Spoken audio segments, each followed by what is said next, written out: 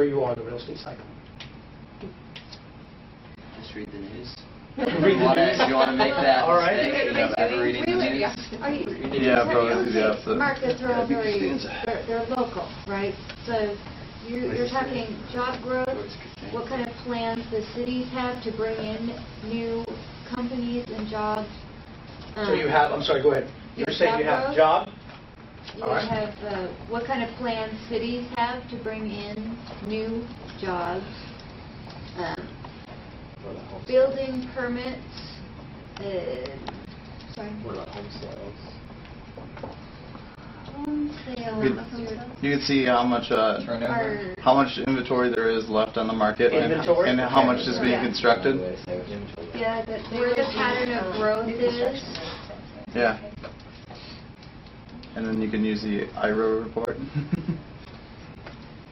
Well, that's interesting, too, about the pattern of growth, because if you look at what Arizona did in Maricopa County, and then all of a sudden it's, you know, they had it planned out to 2025, and things aren't really falling in line. They're not going into place. You're absolutely right about that. Yeah. So these are kind of your ideas, right? All right. What if I gave you 4 very solid indicators? Would you be okay with that? Sure. Of course. All right. Here's why. You're absolutely right. I'm not saying you're wrong. This is important information. So you're absolutely right. Instinctively, you know that these are some components that can affect the real estate cycle, right? I even heard, so that's the job growth. But here's the deal. As a real estate investor, you need something a little bit more accurate than just that. You need something that you can pinpoint. And so what I'm going to share with you is a very simple law of demand, okay? These are your indicators to look at. Supply versus demand, all right? Then the next indicator is vacancy versus the rental rates. Oh. Pretty simple. Okay?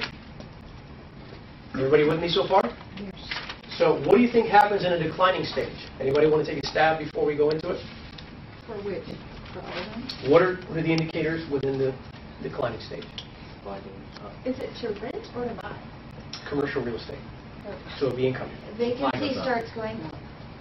Okay, vacancy going up? It's overbuilt. Mm-hmm. Rents are starting to go down. Okay. Supply goes up, A lot demand of goes down. space. And then All right, here's what it is. You're absolutely right. Absolutely right. Basically, as far as supplies, limited or no new supplies in the marketplace. Because again, fear has struck. No financing's available, so people stop building the new construction so that you have more supply. The demand begins to decline, which means that the buyers are starting to walk away, slow down. The transactions slow down. Vacancy begins to increase to highs. Good job, by the way. And ultimately, the rents are falling or see negative growth. That is when you're in a declining stage. Now, there are phases within there, and we don't have time. I would love to go into this in detail with you, but we really don't have time to go into it. Otherwise, we'll be here all night long. Yes, ma'am.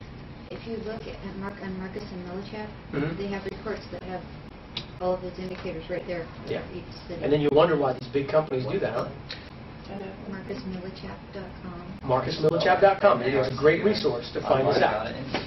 Okay? Everybody that Perfect.